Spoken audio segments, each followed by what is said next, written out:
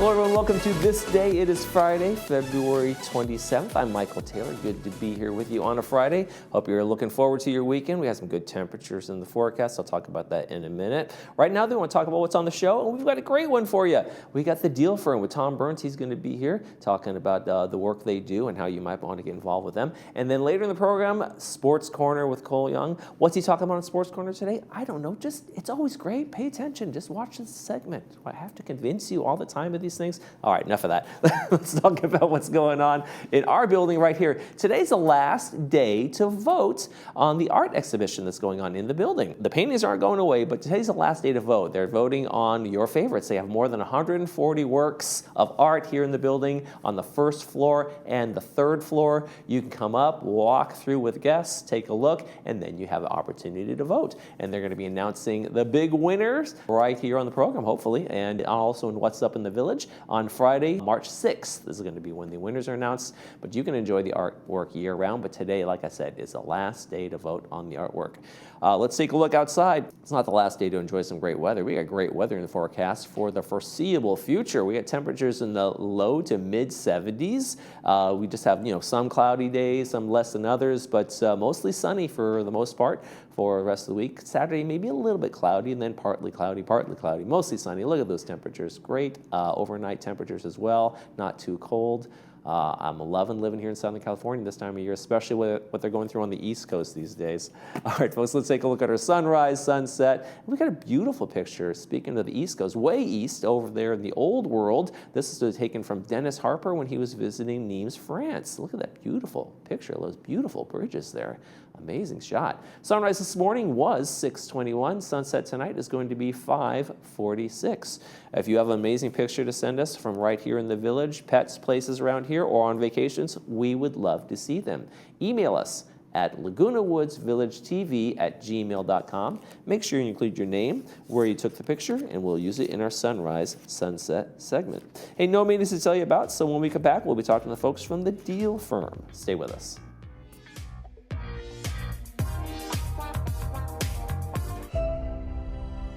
When it comes to life's most important medical challenges, where do you go? Welcome to the Hoag Institutes. Our top-ranked physicians are experts in diagnosing and treating the most complex medical conditions. Unparalleled expertise, world-class care, all within the Hoag Institutes, right here in OC. Your eyes let you see the world, every smile, every sunset, every moment. At Harvard Eye Associates, our team of specialists is here to protect your vision. From cataracts and glaucoma to retina and cornea care, we offer the latest treatments with a compassionate touch. For over 50 years, you've trusted us with your eyes. We're honored to care for them for years to come. Harvard Eye Associates, the future of vision today. Hi, I'm Jay Miner with Assisted Living Locators of South Orange County. If you're starting to worry about your safety at home or about a loved one who may be struggling, you don't have to take the next steps alone. I've toured every assisted living and memory care community in our area, and I can help you find the right fit. I'll do the research, make all the phone calls, and set up all the tours. And my services are at no cost to you. Let's make sure that you or your loved one have the care, comfort, and peace of mind that you deserve. Give me a call today. Thinking about selling your business? Well, now could be the time. Hi, I'm Tom Burns, business broker with the Deal Firm. Since 2008, I've helped business owners navigate the selling process. I've sold all kinds of businesses, from restaurants to law firms, to music schools, and even a fishing resort. I'm a business owner myself, so I understand what this process means to you. Your legacy deserves the right hands. If you're ready to sell your business, call me at the Deal Firm today to write your next chapter.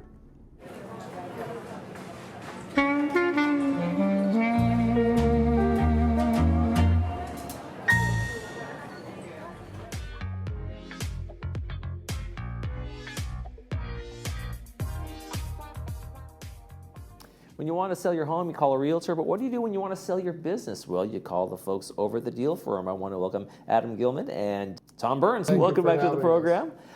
So let's talk about that. How is a business broker different than a realtor? How does that kind of differ in terms of what you do, the approach? I mean, you don't put a sign out in front of a business saying for sale, right? Or do you? Not really. No, we represent sellers and buyers. If you're going to buy a business or want to sell a business, we do evaluation. We do the marketing. We do the everything that goes along, taking it from the beginning all the way through escrow. Right. Residential brokers, it's a similar license, but a different type of thing. Yeah. So if you're looking for a broker to do your business, it's. I had a call this morning, as a matter of fact, coincidentally. This lady said, I'm looking to sell my business. I heard you're a business broker. Why do I need you? So I said, well, try to do it yourself. Yeah, right. It's not likely. And there's a certain due diligence, I imagine, Adam, that you guys jump into when you do this. And instead of like, oh, we're doing a roof inspection, that kind of thing, but it's also like you're looking at the books, you're looking at the business and the flow and that kind of thing, right? Yeah, we start with a financial review. We're asking them operational questions. I mean, it's case by case, and it's also dependent on the type of business. What's the average time that it takes to actually sell a business when if you finally found the people, the right kind of thing? Is that process okay? Let's do the deal, kind of thing. People are pretty much surprised. It takes often 7 to 9 months to sell a business. Yeah. Okay. Much longer than you'd anticipate. So if you're thinking about selling a business and you have this maybe time horizon, you're thinking it's not like we say, it's not like selling a house where it can be closing in 30 days. It's a much bigger deal. It's a longer process also because you have due diligence time, which unlike a house can be 60, 90 days or more. And then you also have processing time for escrow, which can take anywhere from 1 to 3 months. If, for example, if it's a restaurant sale and there's a ABC license, like a beer and wine license, just that end of it may take 90 days to deal with that department. So if I'm thinking about selling my business, what should I be doing a year or maybe even 2 years out to like maybe lay the groundwork and kind of do some of the prep? The ones that sell the faster are the ones that are pretty much transparent. Their books and records are very clean. They have everything. They have all their ducks in order. It's always wise also when you're selling a business, try to not to have the business totally dependent on yourself. In other words, if you are the business kind of thing. Yeah, it's less likely to sell quickly. Like if I was an appraiser of jewelry and that's what I did all day, and then I'm leaving and going away, then that person is hard to replace sometimes, right? Things like that. Well, it also makes it more challenging on the buyer's side to find a profile that might match the seller, expertise, so to speak. So let's talk about some of the success stories you guys have had, and some of the things more recently that you say, hey, here's how we did this, here's how we handled this, here's why it went so well, because we were able to bring our expertise to the table. Well, I'd reference the manufacturing company we did In LA. In LA, yeah, that was a pretty good one. We were hired to do evaluation for this manufacturing company, mid-size, well, I don't know, it was pretty big. And they gave us the books and records. We looked at them and we determined that this business wasn't ready to be sold now. To optimize it, we told them, don't sell it now. Let's wait a year or a year and a half. Okay. And improve. We showed them what they could do to improve their numbers. They did, and ultimately we wound up getting a couple of $1 million more than we anticipated from the beginning.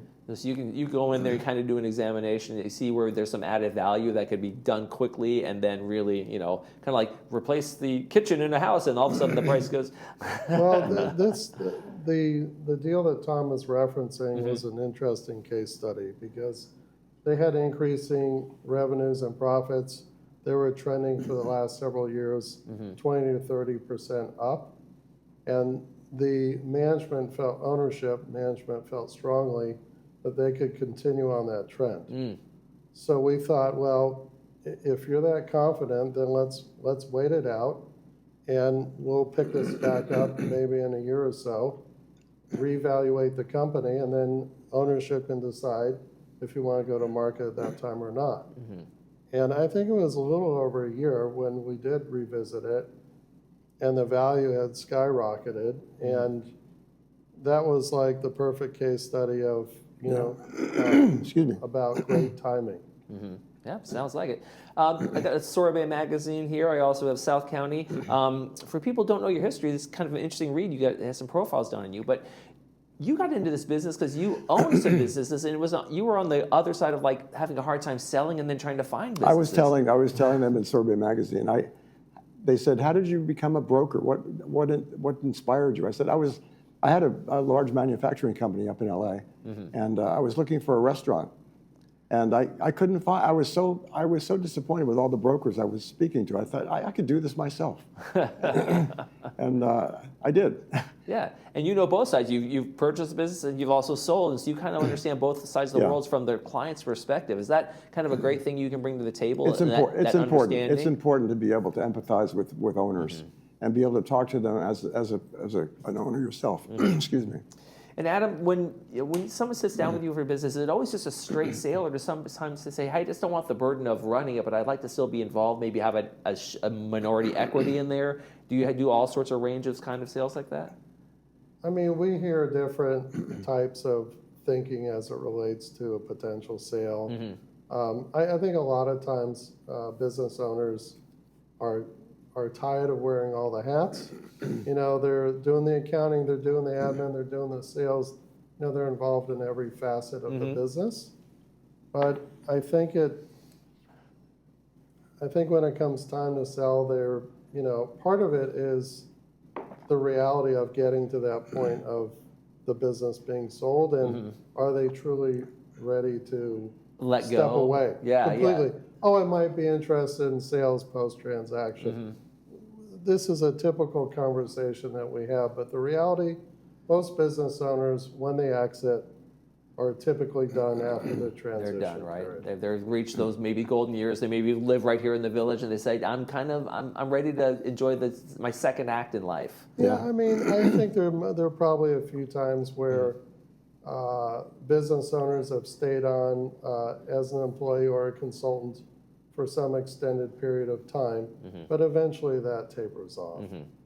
What's some advice you would give to someone who's thinking about selling soon? Like, get your books in order, make sure there's efficiencies, those kinds of things, or what they should do, A, B, and C? I recall one time I was asked to look at this business. What do you think of it? Do you think you can sell it for me? I said, the first thing you need to do is paint. Clean this place up. It was a disaster. Of course, the books and records are important, but that's just something you don't think about, the general appearance. Yeah, when they walk in, when a prospective buyer walks in, is there a sense of professionalism? Is it This was a Main Street business, a bakery or something like that. But Tom brings up a good point. The physicality of the business, for example, if it's a restaurant, the other part of the equation, like if it was a restaurant, do you have any deferred maintenance? Is all of your equipment working?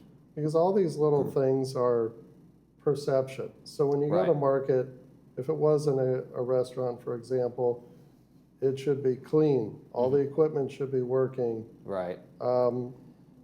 It just, most of it's common sense, but these are things that we address with business owners.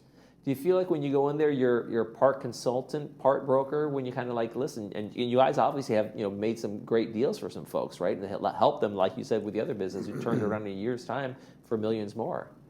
It helps if you had a lot of experience, which I have. We both have. So you can speak to a buyer and be honest with them. Speak to a seller and be honest with them, and then tell them, this is what you need to do. And it comes for me, it comes with a lot of experience of having many businesses in the past. All right. Well, folks, they are the deal firm, Adam and Tom. They can sell those businesses, and they have the experience quite clearly. Thanks for joining us today. Thanks for having us. Thank you so much. Yeah. You're watching This Day. We'll be right back.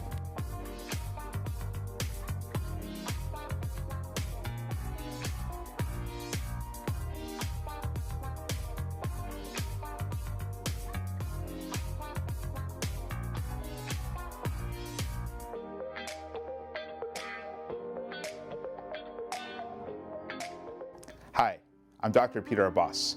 For over 20 years, I've been helping families keep their smiles healthy and bright.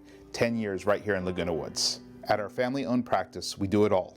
Preventative care, digital dentistry, and full smile makeovers. With a team you know and trust. Conveniently located at the Taj Mahal Medical Center, with shuttle access for our Laguna Woods neighbors. Come experience complete care, old-fashioned service, and state-of-the-art dentistry that feels like home. If you're living with spinal stenosis, sciatica, or any other spine issue, you're not alone. And you do have options. I was flat on my back. Kind of severe back pain. At Excel Health, we offer a free MRI review with experienced, fellowship-trained spine surgeons. I'm in the best shape of my life. I'm active, so... Our minimally invasive procedures mean most patients are walking just hours after surgery. Call Excel Health today, and let's talk about what we can do for you. The Laguna Woods History Center, the only purpose-built local history archive in Orange County, has been capturing the legacy of our community since 1977. As a nonprofit dedicated to preserving today for tomorrow, we collect, conserve, and share the history of Laguna Woods Village, the city of Laguna Woods, and the surrounding Orange County region. Step into the past and connect with the present at your community archive. Whether you're curious about local milestones, searching for historical documents, or exploring treasured artifacts, the History Center is your gateway to the stories that shape Laguna Woods. The Laguna Woods History Center is a separate building adjacent to the Village Library. We are open Monday through Friday from 11 a.m. to 1 p.m. or by appointment. Visit us and find your place in history.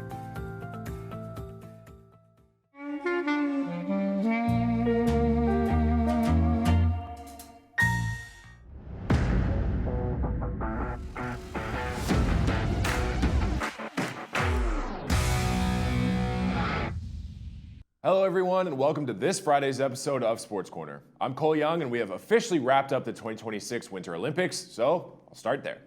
Both men's and women's U.S. hockey teams brought home gold medals in dramatic fashion. On Thursday night, the women's Olympic team was set to square off with rival Canada for the second time in these Olympics, but this time with a gold medal on the line. Up to this point, the U.S. had allowed only one goal total throughout the entire Olympic tournament. Then, Canada's Kristen O'Neill scored shorthanded early in the second period to put Team Canada up 1-0. It was looking bleak for the Americans, with the clock showing just 2 minutes remaining in the third and final period. Then, Hillary Knight deflected a shot from defenseman Layla Edwards, with the goalie pulled for the game-tying goal with just 2 minutes and 4 seconds remaining in the third period to give life to Team USA. Knight's goal moved her into the top spot in the U.S. record book in both men's and women's hockey. She now has 15 total goals and 33 total points in an Olympic career, more than any other American hockey player in history. Anyway, following Knight's historic goal, this gold medal game was sent into a 3-on-3 overtime period. 4 minutes and 7 seconds into that overtime, Megan Keller went from forehand to backhand to make defender Claire Thompson miss. Keller then put the puck between the legs of Canada's goaltender and into the back of the net for the golden goal as the U.S. women's hockey team pulled off a comeback win for the ages. This gold medal is the third the U.S. has won in women's hockey at the Olympics, pulling them to within one of the 4 Canada has won since the sport was added to the Games in 1998. Team USA now has won 8 consecutive games over Canada in women's hockey, including their preliminary round game earlier in these Olympics. This was the final Olympic game for the 36-year-old Hillary Knight, who with her second gold medal became the world's most decorated player in U.S. women's hockey history. The women's team brought home the gold, so now the pressure was put onto the men's shoulders for them to do the same. The United States and Canada were set for the men's gold medal game, and the puck dropped at 5 a.m. on Sunday. This was the gold medal matchup that the entire sports world expected and wanted. The Americans and Canadians have always had an incredible, deep rivalry when it comes to hockey, and this game brought all the emotions to the surface. The United States got on the board first when Matt Boldy avoided defenders and found the back of the net just 6 minutes into the first period, giving the Americans an early 1-0 lead. After that, though, the remainder of regulation was all Canada. The U.S. seemed to be playing on tilted ice, as the Canadians were firing off shots on goal left and right, while the Americans could barely get any momentum going on offense. Cale Makar evened the score 1-1 18 minutes into the second period. Even though Canada was taking loads of shots, goaltender Connor Hellebuyck was playing absolutely lights out for the U.S., stopping every shot except one throughout regulation. He made stops on shots that would go in 99 out of 100 times, but somehow found a way to prevent more scores. At one point, the U.S. was handed 2 penalties, and even with the Canadians at a 5-on-3 advantage, they were held to 0 scores. With no goals being scored in the third period, just like the women's game, this game headed into the 3-on-3 overtime. 1 minute and 41 seconds into overtime, history was made. Zach Werenski wrestled the puck away from Canada's Nathan McKinnon and sent a cross-ice pass to an open Jack Hughes. Hughes fired off a shot, and against all odds, hit the back of the net. For the first time since the 1980 Miracle on Ice, the United States won an Olympic gold medal in men's hockey, as Hughes' golden goal in overtime earned the U.S. a 2-1 win against rival Canada. Hughes may have had a few teeth knocked out at the end of the third period, but that didn't stop him from flashing a crooked and bloody smile as he celebrated with his team. It had been 46 years to the day since the last American gold medal in hockey. Hellebuyck was absolutely the MVP of this game. Canada had 42 shots on goal, and he was able to stop 41 of them. In fact, Hellebuyck is set to receive the Presidential Medal of Freedom, the nation's highest civilian honor, following his stellar performance. Outside of the hockey dramatics, another incredible gold medal was won on the ice. It had been 24 years since an American woman had won an individual Olympic gold in figure skating entering last Thursday's free skate. Alyssa Liu, the 20-year-old Californian, made the impossible look effortless. Leading up to these Olympic Games, Liu became the youngest woman in United States history to win the national championship as a 13-year-old back in 2019. She won it again the following year, and an Olympic berth came as a 16-year-old in 2022. After finishing in 6th place at the Beijing Olympics, she announced her retirement from the sport due to burnout. But in 2026, Liu came back. With a gold medal on the line, she shattered her previous best score, earning a 150.20 and a total score of 226.79, enough to earn her her first gold medal to close out the Winter Olympics. The United States entered the 2026 Games having won 330 medals in the history of the Winter Olympics, with 114 being gold. Americans have secured gold at every Winter Olympics since 1924. Team USA finished the 2026 Games with 12 gold medals, breaking their previous Winter Olympics record, and 33 total medals throughout the Games. They finished in 2nd place behind Norway, who finished with 41 total medals, including 18 gold. In the history of all Olympics, dating back to 1896, the United States leads the world in all Olympic medals with 3,138, 1,241 gold, 1,012 silver, and 885 bronze. Through all the dramatics of all the games over the past month or so, it was a Winter Olympics to remember. I, for one, am already looking forward to the 2028 LA Summer Olympics. Since the world has been heavily focused on the games the past few weeks, it was easy to overlook the rest of the sports world. MLB spring training officially began this week, with teams beginning their long baseball season. The NBA playoffs begin in just about a month, and the regular season has rapidly come to a close. That same sentiment goes for the NHL, as the players are returning from the Olympics to continue their quests for a Stanley Cup. One of our local NHL teams, the Anaheim Ducks, made history earlier this week. The Ducks have been a wild team this season, pulling off miraculous comebacks and high-scoring wins week after week. And Wednesday of this week was no different. With the score tied at 5-5 in the final period, Cutter Gauthier scored the tie-breaking goal with 1:14 to play for the Ducks, who erased a pair of 2-goal deficits and defeated the Edmonton Oilers. Leo Carlsson had a goal and 2 assists in his first appearance since January 10th for the Ducks, who have now won 6 straight home games and 10 of the last 12 overall, to leapfrog the Oilers into 2nd place in the Pacific Division. While the win was impressive, history was made on the bench. With this comeback victory, Joel Quenneville becomes the 2nd coach in NHL history to win 1,000 games. It was a great way to start for the Ducks following the Olympic break, so now the road to the playoffs begins. In just a few short weeks, college basketball's March Madness will begin, and all the chaos of that tournament is arguably the most exciting time in sports. The Masters are right around the corner, the English Premier League is approaching its conclusion, the NFL Combine's set to begin, and the WNBA will be here before we know it. It's an exciting time across the entire sports world, so make sure to tune in to Sports Corner every Friday for more news, updates, and highlights from every sport. As always, thanks for tuning in to the final episode of this show for the month of February. I'm Cole Young. Have a great weekend. I'll see you in March.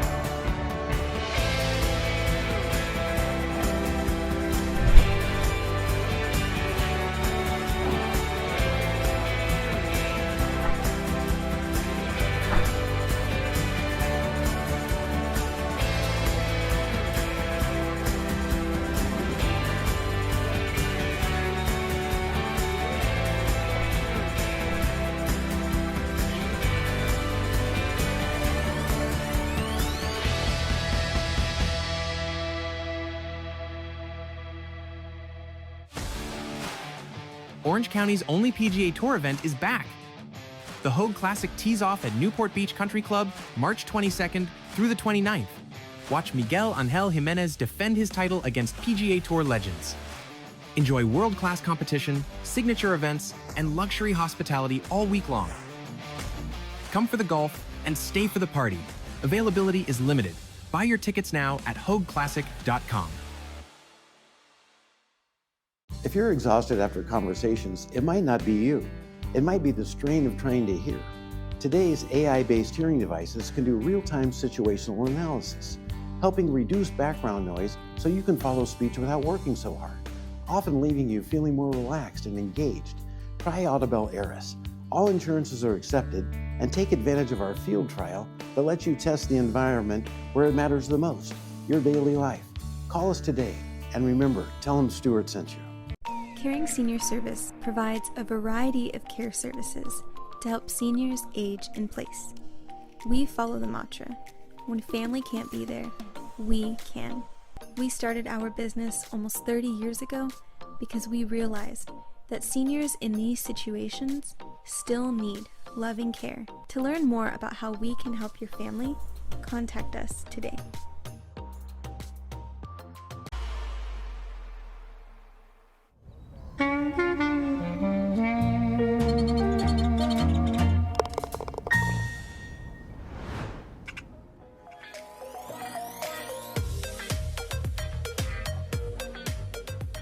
And welcome back, everybody. We got some movies to tell you about today and tomorrow. Our Friday movie is going to be a good one, Immortal Beloved, starring Gary Oldman. And that's brought to us by Hogue Orthopedic Institute. Going to be at 2 p.m. with the subtitles and 6 p.m. without the subtitles. Exploring Beethoven's tumultuous life, focusing on his romantic pursuits. The film investigates the identity of the mysterious woman to whom the composer penned a passionate love letter, delving into his complex relationships. That is going to be our Friday movie at 2 p.m. and 6 p.m. And then on Saturday, oldie but a goodie, The Roman Springs of Mrs. Stone. Stars a very young Warren Beatty in this one as well. It's going to be at 2 p.m. with the subtitles and 6 p.m. without the subtitles. It's brought to us by Pacific Financial Planners. An aging actress travels to Rome with her husband. After he suddenly dies during the flight, she begins a passionate affair with a young gigolo. Oh, Warren, you young gigolo, you. That's going to be your Saturday movie. Let's take a look at our weather forecast before we head out. Great temperatures. If you're not watching movies, get outside, enjoy the wonderful weather. Look at that beautiful view of the mountains. We've got snow on them from the last storms. And we got temperatures in the 70s, low 70s today, mid 70s tomorrow, and low 70s for Sunday, Monday, and Tuesday. Great temperatures, pretty sunny out there. Get out there and enjoy your day. That's going to do it for this edition of This Day. Tomorrow on the program, we have Caring Senior Service and Broadway Music Lovers Club are going to be here. I'll be here as well.